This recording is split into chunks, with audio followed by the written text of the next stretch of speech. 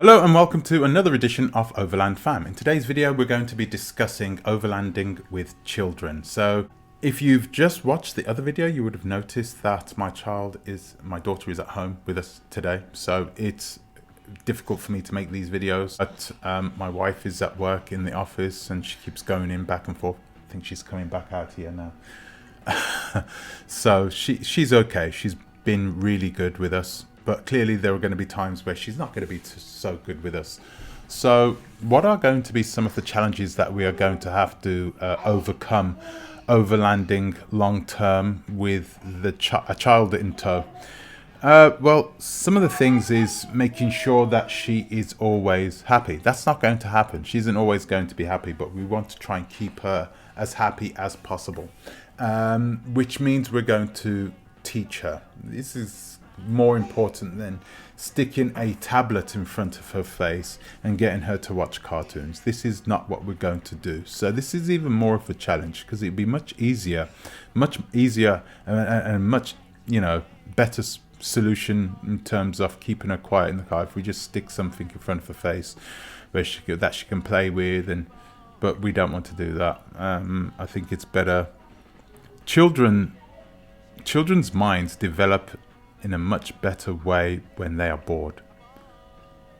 So when you don't give them anything, there's nothing that their minds will develop in a way in which they will entertain themselves inside their minds. Their brains will make receptors that they wouldn't have made if they were pacified with some tacky cartoon that probably has subliminal messages anyway. So that's not one thing we plan on doing.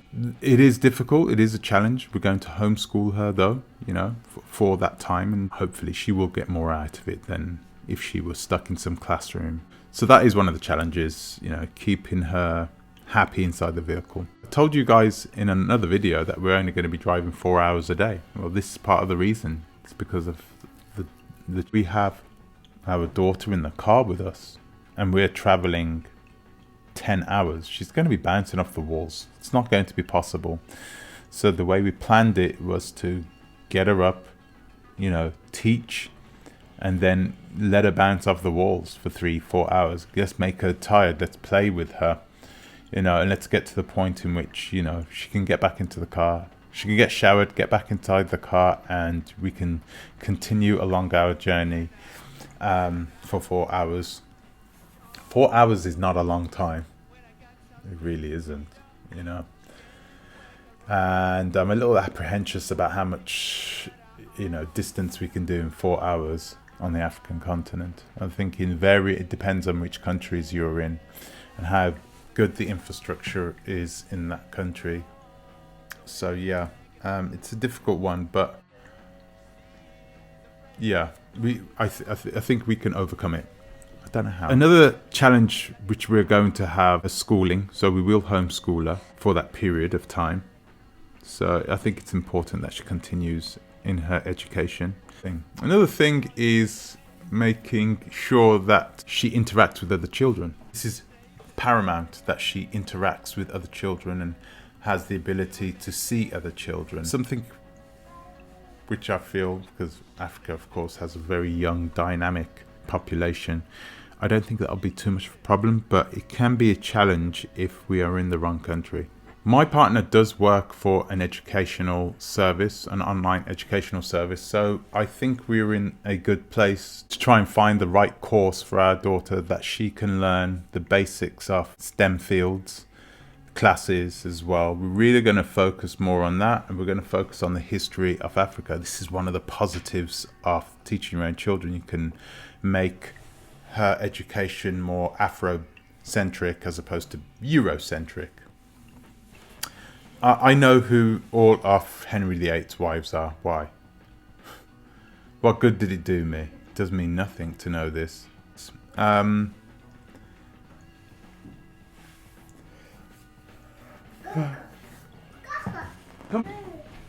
few minutes later. So as you can see,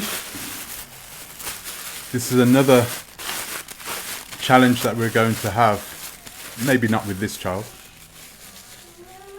I know that she will be fully potty trained by that time. She won't have any... Do you want to put this in the bin? Yeah. Good girl. So we're not going to have any nappies, clearly, by this time. And I think it would be irresponsible to take nappies like this, disposable nappies, onto the African continent and go into all these pristine, natural places, you know, that have been lightly trodden on, only to throw... You know, there aren't going to be any bins for us to stick nappies in, you know, filthy nappies in. But by the time we get around to leaving, you know, she's going to be close to 3 years old. She's not going to be in nappies anymore. So, she is going to want to stop. My wife tends to, like, you know, take frequent visits to the bathroom as well. So I have a feeling that we are going to be stopping quite often. So it's another reason why I wanted to do this 4-hour thing. I think it's important for everybody's health, that we take regular breaks.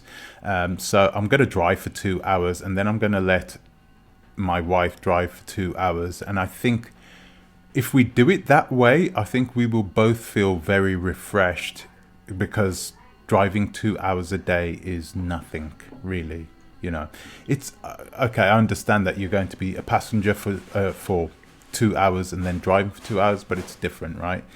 It's a lot less mental stress to sit in the passenger seat than it is to drive. So making sure that we have regular breaks is one of those things that I think is going to help, having a child in the vehicle, and communicating. Really important. The whole point of doing this overland adventure travel thing is to, you know, communicate, to be on the ground with people, but not just the people outside the car, but also the people inside the car, for us to be able to open up and sort of build more of a relationship between each other. I think that's incredibly important. I really do think it's important for us to be able to have that flexibility, to go to talk to each other whenever we want, you know, because we're all going to be in reasonably close proximity to one another, and we're going to enjoy that part of it. It's another reason why I don't want her head buried in one of these iPads. It's just, it doesn't work out to be good overall for her. As you can see, I mean, she's 2 years old now, almost 2 years old in a few days. She's at that age where she can be a handful. Yeah, it should only get worse as she grows a bit bigger and her energy levels get bigger with it. So it's important when we have her in the morning, early in the morning, wake up early in the morning and work her, you know, train her. We're going to be doing a lot of physical activities with her before we leave at 11 or 12 o'clock in the daytime, depending on where we are and what we're doing. So all those things are really important. What else with her? Yellow fever is something she's going to need to take. We really do want her to be protected from some nasty viruses that tend to inflict the African continent. Like, really important that we have our eggs in a row and that she has the vaccines that she absolutely needs to go on the African continent with. Stuff that, you know, we'd rather than not. Her education is very important, so we will home teach her all the way through. I'm going to have a specific focus on STEM field education. So we're going to be teaching her how to do coding. We're going to teach her about biology, chemistry, physics, all those types of things. It's going to be a lot of fun, really. We're going to be asking her a lot of questions, and we're going to see what this world has to offer together. Really looking forward to it. Apart from that, keeping her clean, which will be very easy. We're going to shower every day, just so as long we can keep those tanks full. We're going to have a nice large tank underneath the vehicle. So yeah, I really feel that this is going to be a net positive for our child, and she's going to learn things that nobody else has learned before, even people inside our own family. It's very exciting, and so I'm going to leave it there, and I'm going to see you guys later. Take care.